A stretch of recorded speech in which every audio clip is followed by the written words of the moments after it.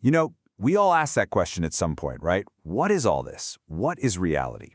Well, today we're going to try and answer it by diving into a conversation that's about 2,500 years old. We're going to unpack this incredible dialogue between a curious seeker and a wise nun, and see how they lay out a map of our existence, what causes it, and the path to truly understanding it. And it all kicks off with this one. Simple, but really powerful question. It's from a guy named Visakha, and he's not just asking for some lofty philosophical idea.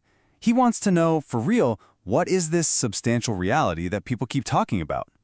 And that one question, well, it gets the whole ball rolling. So our journey follows this conversation between two key people. We've got Visakha, he's our earnest seeker, the one asking all the questions we'd probably ask. And then we have Dhammadina, a brilliant nun who's going to be our guide. So Visakha poses the question, how does Dhammadina answer him? Well, she starts right at the beginning by defining what this substantial reality even is. And here is the first kind of mind-bending insight. Substantial reality, as she explains it, isn't some solid out there thing. No, it's defined as the 5 grasping aggregates. That means that the reality we actually experience is totally tangled up with the things our mind grabs onto, the things it grasps. And these are the 5 building blocks of your entire world. You've got form, which is basically your body and all the physical stuff you see and touch. You've got feeling, pleasant, painful, or just neutral. Perception is how you recognize and label things. That's a tree. That's a car. Choices are all your intentions and urges. And finally, consciousness, the basic awareness that's experiencing it all. This isn't abstract philosophy. This is literally the stuff your life is made of. Okay, so that leads to the next logical question, right? If our reality is just this bundle of 5 things we're constantly clinging to, where does that clinging come from in the first place? What's the engine driving this whole process? And the answer is so simple it's almost shocking. It's craving. That's the source, and it shows up in 3 main ways. There's the craving for nice sights, sounds, tastes, all the sensual stuff. Then there's the deep craving for life to just keep going, to continue existing. And on the flip side, there's even the craving for it all to just stop, to end existence when things get too painful. This craving is the fuel that creates our reality, moment by moment. So we have the diagnosis. Our reality is built on grasping. And we have the cause. It's all fueled by craving. So what's the prescription?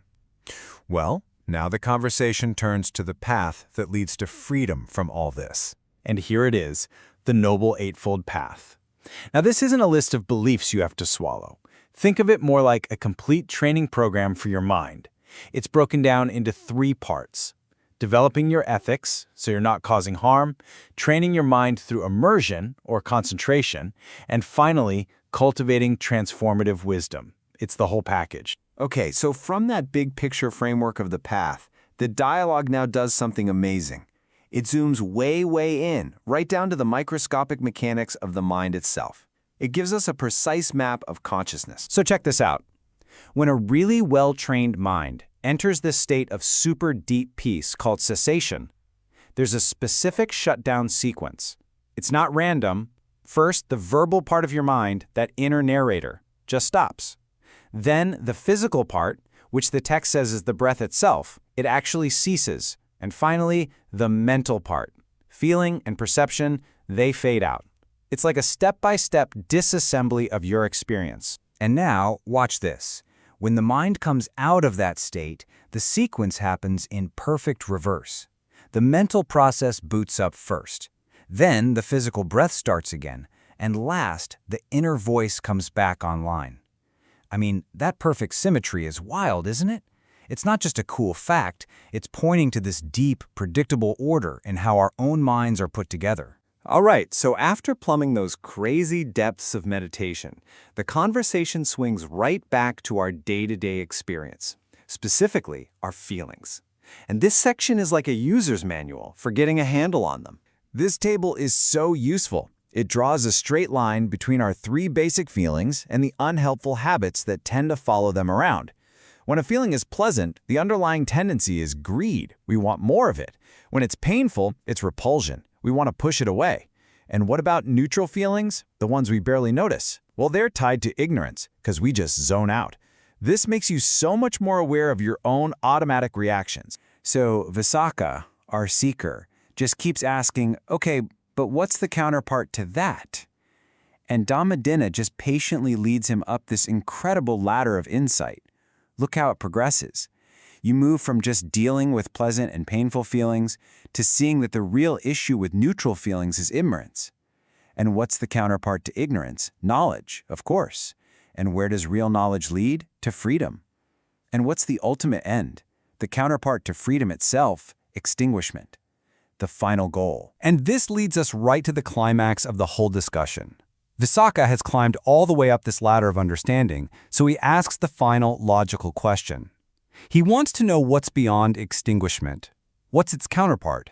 And this is where the whole thing pivots. Right here, Dhammadinna basically draws a line in the sand. She tells him, your question goes too far. She explains that he's hit the limit of what questions can even do. Why?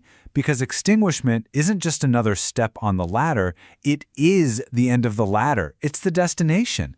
Some truths, you see, can't be captured in words or concepts. They have to be experienced directly. And here's the best part. To wrap it all up, Visakha does his homework. He takes this entire incredible conversation and goes to the Buddha himself. He lays it all out and asks, was she right? And the Buddha gives the nun Dhammadinna the highest praise possible. He says, I would have answered you in the exact same way. Her wisdom is completely, totally validated. So we're left with this, really. This ancient dialogue gives us this unbelievably clear map of our reality, its cause and a path to freedom. But it also reminds us that the map is not the territory. It leaves us with a final, really important question to think about. What if the deepest answers we're all looking for aren't just concepts we can collect and learn, but a state of being we actually have to get to ourselves?